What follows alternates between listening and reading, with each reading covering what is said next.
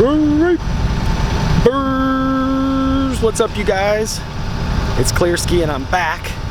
And if you guys can see behind me here, I just got off this little shuttle bus and I am at Timberline. That's right, I'm up at Timberline Lodge, east of Portland in the Mt.Hood National Forest. And the reason why I'm here today is not only is it a beautiful day and an incredible view of the Oregon skyline with all the trees and the mountains in the back. This lodge is incredibly awesome. Not only is it a historical lodge, but it was the exterior filming locations for the 1980 Stanley Kubrick movie, The Shining. That's right, The Shining. And if you guys know, like me, it's probably one of the most iconic horror psychological movies, featuring Jack Nicholson and Sandy Duvall. But yeah, we're here and we're gonna kind of just walk around and check out the historical value, some of the beautiful sights, and then I'm gonna show you guys some of the screenshots and we're gonna match them up from the original movie. But first, let's just check out this view right from the get-go. You guys can see they've got their lifts here. And if you guys are watching today, which is November 7th, 2019, today is the official release of the new Stephen King book / movie called Dr. Sleep, which is the kind of sequel to the original Shining. Now in 1997, Stephen King did a second part, if you will, to the original movie, because when Stanley dropped the first movie, he kind of created it the way he wanted it to be and left a lot of the information out that was in the original book. So we're going to kind of go up here, check out the lodge. I'm going to tell you guys a little bit more of the tidbits about the original Shining movie and what Kubrick did to the movie after Stephen King, and then I'll give you guys Stephen King's thoughts. But like I said, today is the premiere of the new movie. Now, it's not, the original book was written by Stephen King as well, but he actually gave his, thumbs up for the new flick. And if you guys can see here, they've got it all mapped out for us here. But I think I'm going to venture over this way so that we can get some external shots and I can show you guys a little bit more of what I'm talking about, from the changes in the lodge over the years to the original set. Now, a lot of the sets for the movie were actually filmed indoors, not here, but in Colorado at a different hotel. I believe it was called the Lookout in the movie. But here's the actual Timberline Lodge, where, like I said, most of the external shots were filmed. And we're gonna creep up here and check it out. Now, like I said, in the movie, a lot of the, well, all of the inside shots were actually filmed on a set, and I can't off the top of my head give the exact location. So if you guys want to chime in the comments basically during any part of this with any tidbits or any extra information that you guys know or remember, or your favorite parts of The Shining, probably hands down one of the most iconic psychological horror movies there are to this day. And I just love this lodge. It's got such a awesome vibe right from the get-go, and everybody on the bus on the way up here was super cool about giving their thoughts and little tidbits over the years of The Shining. Now, Stephen King originally wrote the novel The Shining in 1977, and Kubrick's movie wasn't released 3 years later until 1980. And like I said, he changed it up a bit. And one of the interviews with Stephen King later on, the thing that upset him, well, the thing that he didn't give his full, he said that he enjoyed Kubrick's and liked his psychological filming shots and things like that, but he left out a lot of the interesting tidbits alongside of the casting for the movie, he decided to pick Jack Nicholson to play the lead character that kind of goes crazy. And if you haven't seen the movie, he ends up having a son that is gifted with what's called the Shining, which means he could see and feel dead people and see them,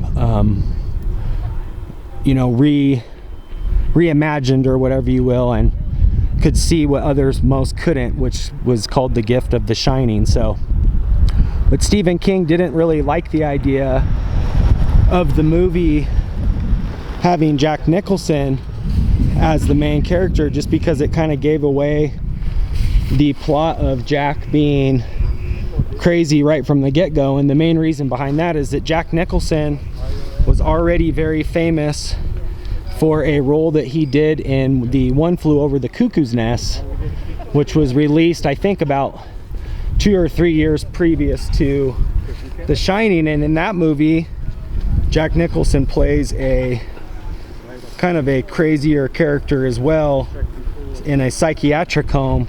So Kubrick kind of rolled with that, and Spielberg didn't really like the idea of him using him for the part, because he said that it kind of gave away the dramatic feel to the movie. But when we first see the lodge, if you guys can see here in the movie, I'll pan down here, you can see that they must have had like helicopters or some sort of shot showing the, whoop, I don't know if you guys can see that, it's kind of glared, I might have to move, but the original shot from the first opening is here, right here at the lodge. And if you guys can see, which is be right about here, and every year they actually build this little snow walk through here, and you guys can see there's really not much snow up here now, but during the filming of the movie there was a tremendous amount of snow. And that's what that's what Kubrick really wanted, was to portray the image of like a scary slash kind of eerie motel or lodge, if you will. And then the second scene was actually filmed right over here underneath this awning, and it's where Jack and them walked up to check out and see the snowmobile that was on hand for them to rent. But if you guys can see in this picture here, they're actually walking up to the lodge itself. Let me see if I can get you guys a good shot here. There's kind of some glare. Yeah, it's kind of glary. Let me see if I can get you guys a better shot here. I don't know if that does the due diligence.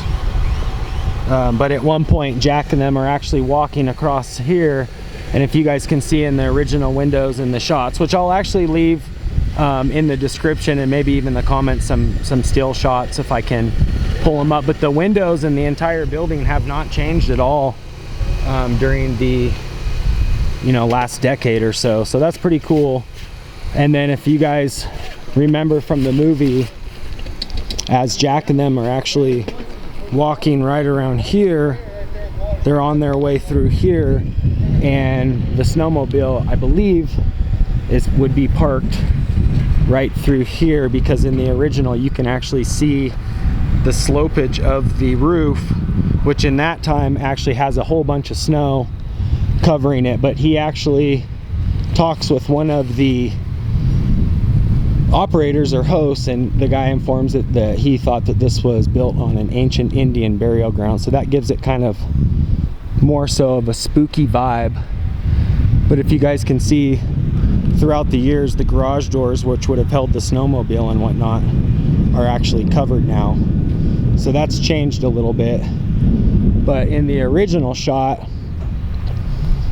when they're actually walking into the main entrance, which is now covered by this kind of snow covering here, you can see that they use the exterior shots. And like I said, the hotel was actually set on a soundstage, so that the fact that they had a lot of the exterior shots filmed in a different location, which I believe, like I said, was in Colorado. So Kubrick wanted to give the illusion of kind of more spooky, like a psychological view of how you may interpret the mountain and the way that the lodge sits. And also in the book, he mentions that the elevator was too scary because it resembled a mouth and two eyes, and then in the shots you can see it flicker back and forth through the kid's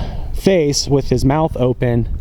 And also I've noticed that a lot of the windows and coverings of the building, if you look, almost look like two eyes and a mouth. Well, this wasn't here. This is something that they do just during the winter, but I can see where he would maybe have gotten his inspiration for a lot of the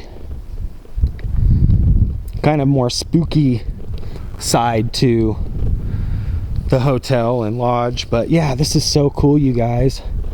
Definitely, like I said, one of my favorite horror movies. And the more I kind of went down the rabbit hole and did my due diligence of looking up the information, the more it struck me of actually how weird and psychological this movie really was. And not to mention the way that you perceive it might be different than somebody else. And so I think that Kubrick definitely did a really good job about, you know, making people think, and this, like I said, just the psychological view of it. But we're gonna creep down here and check out another shot that they, I believe, possibly used for the movie.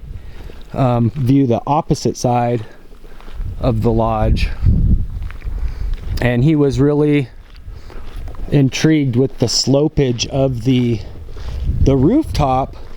And in one part of the movie, when they're escaping Jack Nicholson's character, they actually slide out one of the windows and down one of these awnings onto the ground, kind of using the snow as a slope. But if you can see, the whole building has these slopages, hence the sliding of them coming through the window. But I thought that was really cool that he chose Timberline Lodge for the actual filming locations. So yeah, this has just been a super awesome journey, and I really appreciate you guys joining me. And like I said, if you guys have any fond memories, or, you know, give me your thought in the comment section. I would love to hear what you think of the lodge. Now, there's another tidbit information. The original room in the book was the room that they were considering the Shining room, was actually room number 217. And in the book and in the movie, they chose to use number 237, which a lot of people say that that number is has significance to such things as like the moon landing and just different like subliminal information. But I personally believe that they just switched it up so that guests would not be afraid to stay here in the future. And I know that movies have been known to do that over the years. Well, they'll change things up just a bit. That way, if you come and stay and you accidentally may have rented the Shining room, I believe the one in Colorado actually has like years out of people wanting to book the room. And I'm not quite sure if the iconic carpeting, the weird kind of honeycomb orange and red carpeting, still exists. But very cool, very cool. And not to mention, like I said, just all the weird subliminal things from the movie over the years that have made for movie magic. And like I said, with the sequel Dr. Sleep coming out, you guys are definitely gonna have to check that out.